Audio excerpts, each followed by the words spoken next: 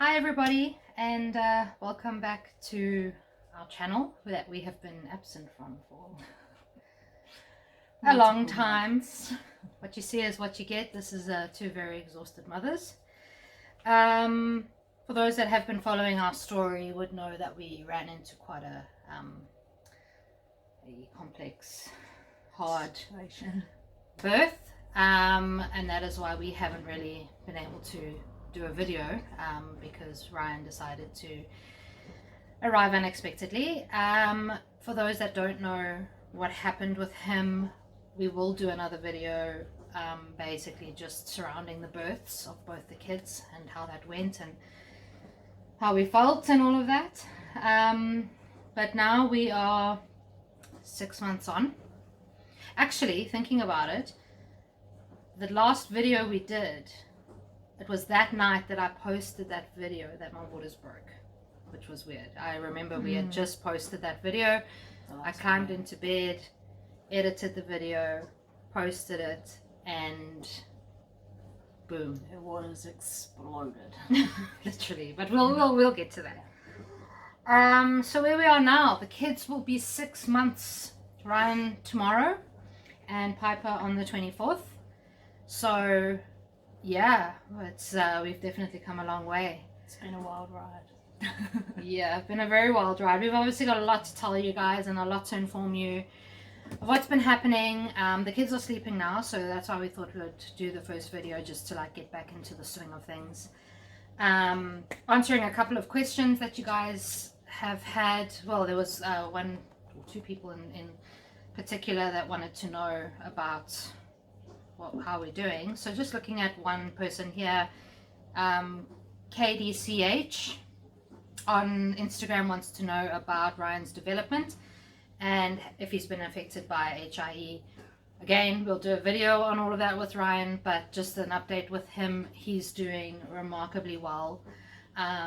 We do get seen every month by the professionals just to make sure that he's developing right and he's meeting all of his milestones.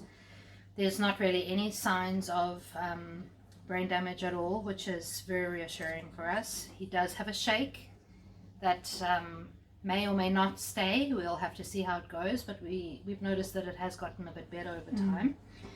So everything's looking good. So for everyone's thoughts and prayers and everything and the concern, it's definitely helped, because he is our miracle. So thank you for that. So yes, we will keep you updated with Ryan's with his development, and basically we'll be able to know more when he starts to walk and talk. So we'll get there whenever that's going to be. He's already googling and going heaps. So we'll do a couple of these questions. Pitka Dekna, I have no idea if I'm saying your name right. I'm saying it Afrikaans, Pitka, but probably not. I don't know where you're from, but you asked some really, really good questions. We're not going to do all of them now, but we'll touch on a few. So, wondering if we breastfeed both babies. So this is something. You know what? That was the plan. That was the plan. But and you know what? We're going to be honest with you guys, because this is how we are. We tell you how it is, right? The plan was that we were going to breastfeed each other's babies. We thought, cool, we're going to do shifts, breastfeed both babies, the other one gets to sleep, you know, we thought that's how it would be. Well, no. So when Piper was born, Kat was battled to breastfeed her because she had swelling in her areolas, and which ultimately caused Piper to she wasn't able to latch. My areola, my nipple was like really super swollen. So it, ran it was titties. So kind of what happened in that situation, Piper was really hungry. She came out starving, and nothing's changed since, which we'll tell you all about. But she was put onto my chest when we had got back to the ward.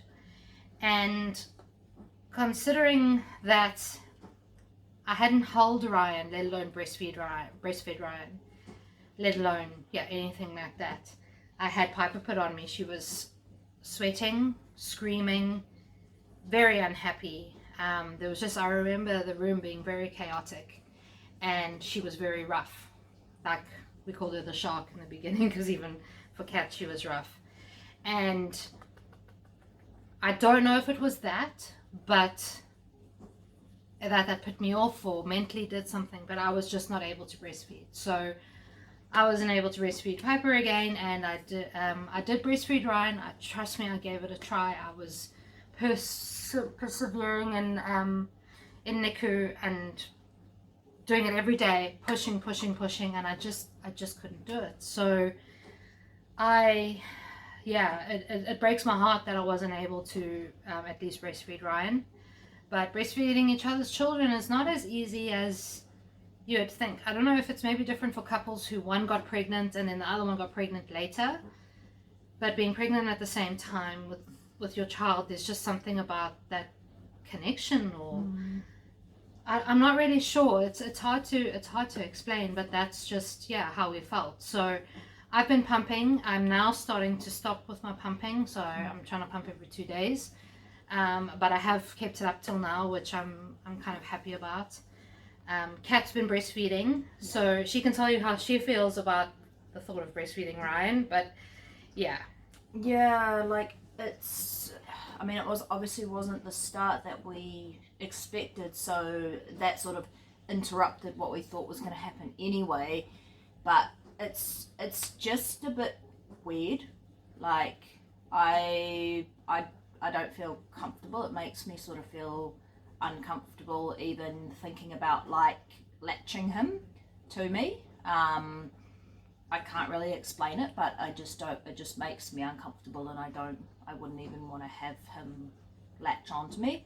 Happy to pump for him. I pumped for him in the beginning, and he got a combination of both our breast milk.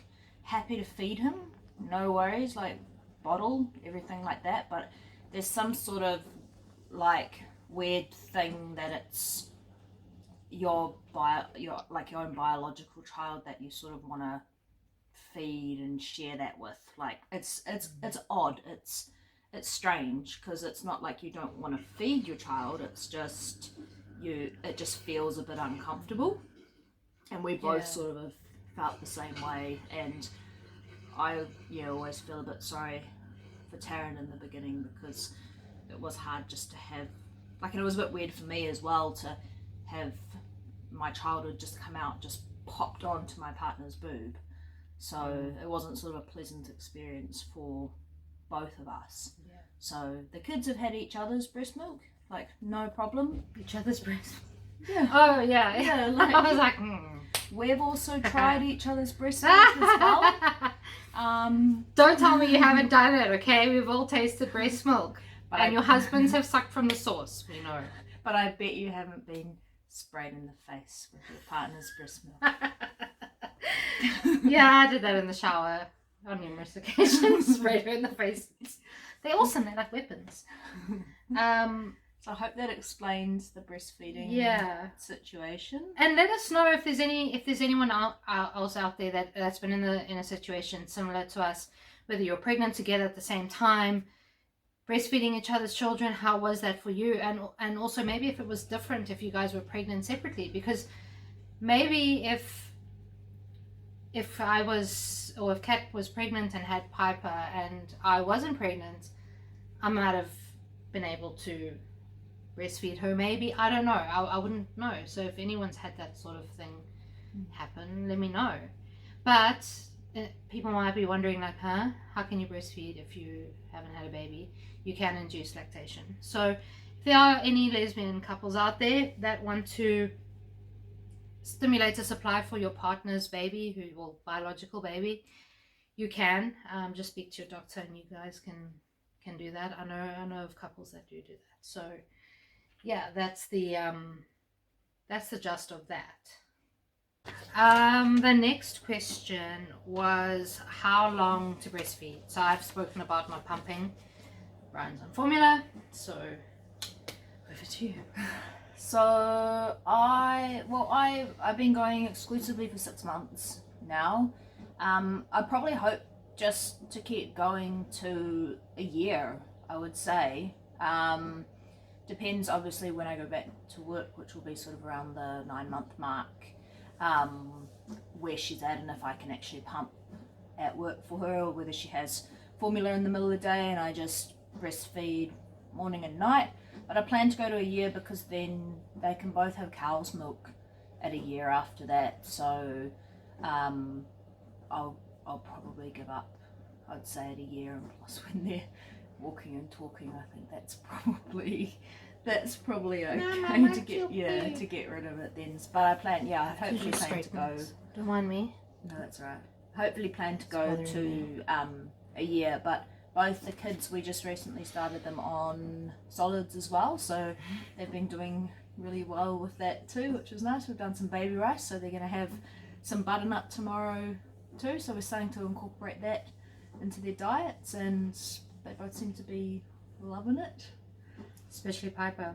Yeah. She is ravenous for baby rice, and it's been a nice experience. You would have seen me put up the videos of them getting their baby rice for the first time. We're going to do that with each food that they try, is to take videos. We won't necessarily post every single one, but if there's a funny one with funny faces or something, we'll put that up. I can't wait to let them taste lemon. That's I was going to say, we're definitely going to put the lemon one up as well. Yeah, for sure. Right, then the next question we were asked is, were we able to get back to our baby weight? So for me, I've battled with my weight. With having hyperemesis, I didn't really gain a lot of pregnancy weight, but with having postnatal depression, I'm on a medication that kind of retains your water and everything. I don't know if anyone else is on it. Helps you sleep, called quetiapine. Low dose is for helping you sleep. So we're going to do a separate video on postnatal depression as well, so we will answer that question, because that's a whole nother story. So I've battled to get, I've almost gained weight after pregnancy, so it really sucks. It's really depressing, but what can I do? But she's you, what about you? You're good. Once Piper came out, I pretty much lost a 4 kilo baby plus all my water weight. I'm probably within a couple of kilos of pre-baby.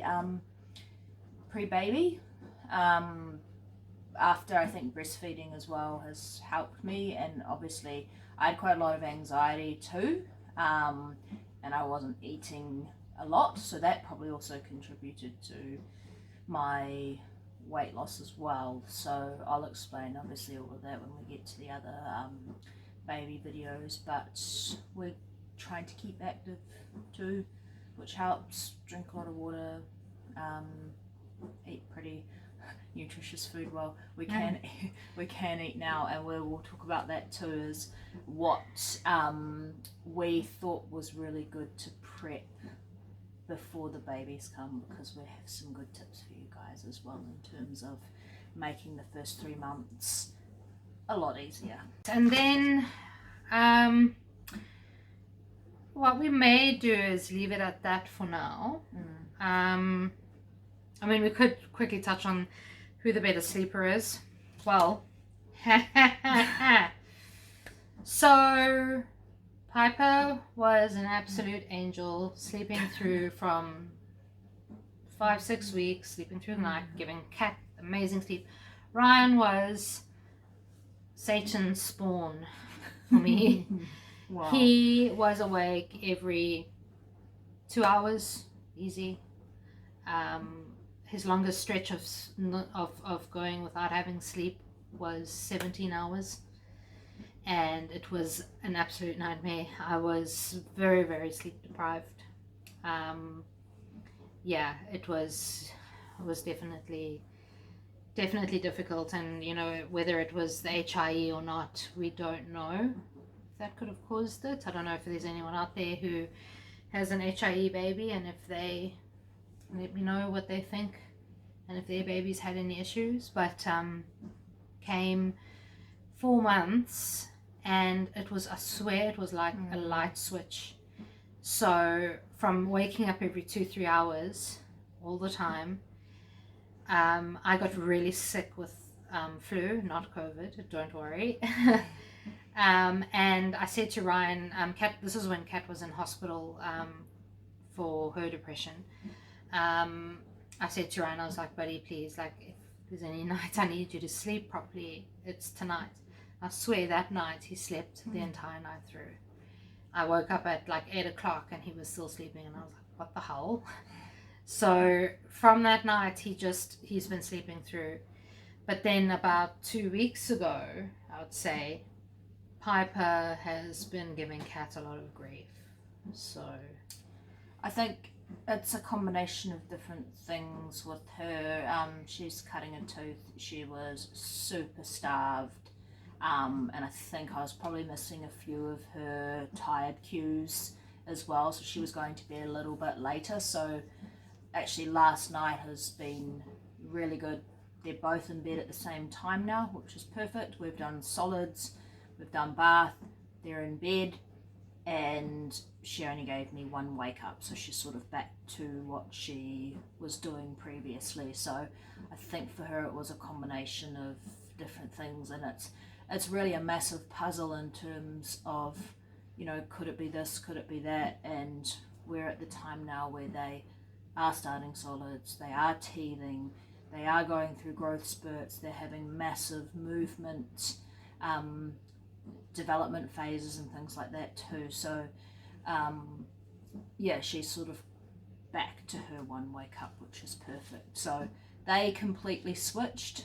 Piper was fantastic as a newborn. I mean, she's still good now with one wake up. From what we've read about other children that are still waking up multiple times, one's perfect. Some of you mothers are heroes, man. Well, we all are heroes. Every mother's a hero, but geez, some of you dealing with kids at like over 5-6 months that are like just waking up every 2 hours is crazy. Is she making noise?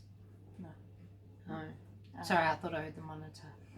So now, I mean, yeah, now Ryan pretty much just does his 10 to 12 hours perfect. Went from being very like awful, like difficult, just crazy, to perfect. The only time I really got rest was as soon as Kat would wake up in the morning. I would be lying here on the couch, and I would say to her, right, are you awake for the day? And she'd be like, yeah. And I'd be like, right, that's me. And I would fall asleep with Ryan on my chest, but here on the couch with Kat watching, so that nothing would happen. But that was the time I got sleep. And it was difficult, very difficult, especially when you are suffering with depression too. You need your rest. So yeah, that was hard. But anyway, so what we'll do is we've obviously got a lot to fill you in on. So we'll be talking about the postnatal depression. We'll take you through our nightly routine. So we'll like film the whole thing of what we do. It'll be a bit chaotic, but we'll do it. We'll do ones on which baby items we highly recommend, which ones were a complete waste of money, because there are ones I swear by and ones I'm like, what the hell was I thinking? And yeah, I'll talk about hyperemesis for people who don't really know about that.